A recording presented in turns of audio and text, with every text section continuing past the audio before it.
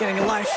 Scott Pilgrim vs. the World, based on the series of graphic novels by Brian Lee O'Malley and titled after its second book, is a film I was not initially aware of on account of it being an astronomical box office failure.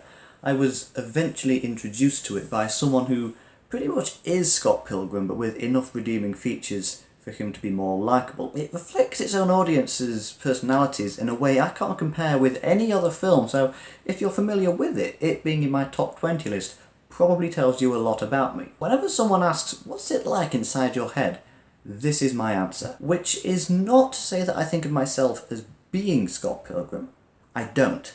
I did in the past, but it's easy to idealise a 22-year-old slacker musician when you're younger than him and don't actually have any actual responsibilities of your own. I used to make the mistake of not separating a character from the work in which they appear. I thought Scott Pilgrim was a cool guy because the film he's in is cool, but now that I'm on the other side of 22, he's an idiot. Yes, I identified with him at 16, but that was a long time ago.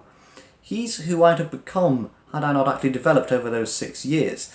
That's not a criticism. If anything, it's kind of the point. His character development involves finally getting it together. It's just that it's only at the end that he even begins to resemble the kind of person I wouldn't hate being around, but then that's why his nega self is such a nice guy to be with. One of the reasons I still find this such a fascinating film is that I've changed, but it hasn't, and in changing, my relationship with it has also changed.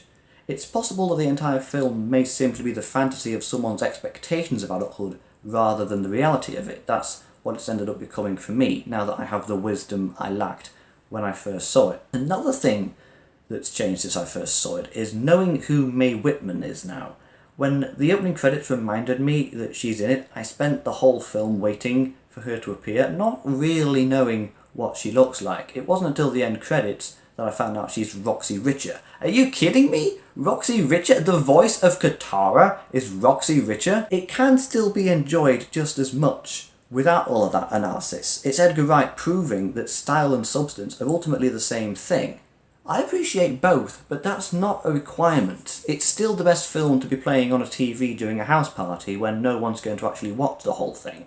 Instead, they'll be walking in and out with slices of pizza looking at all the posters in your basement and playing Mario Kart or Guitar Hero in the next room. Scott Pilgrim vs. the World can do both. It took me a long time to understand what it's really about, but the surface can still keep your bandmates entertained after practice. It serves both kinds of viewer. I think that's the reason it remains such a popular cult classic. I've read the first volume of the Scott Pilgrim graphic novels, Scott Pilgrim's Precious Little Life, and now I want to read the others, beginning with the second, which is called Scott Pilgrim vs. the World. It's a film I still enjoy just as much as the first time I watched it. I had to grow up a bit to fully relate to it. I don't admire the protagonist like I used to, but that's a good thing. Over the years, I've discovered more things to appreciate about it. The charm hasn't worn off.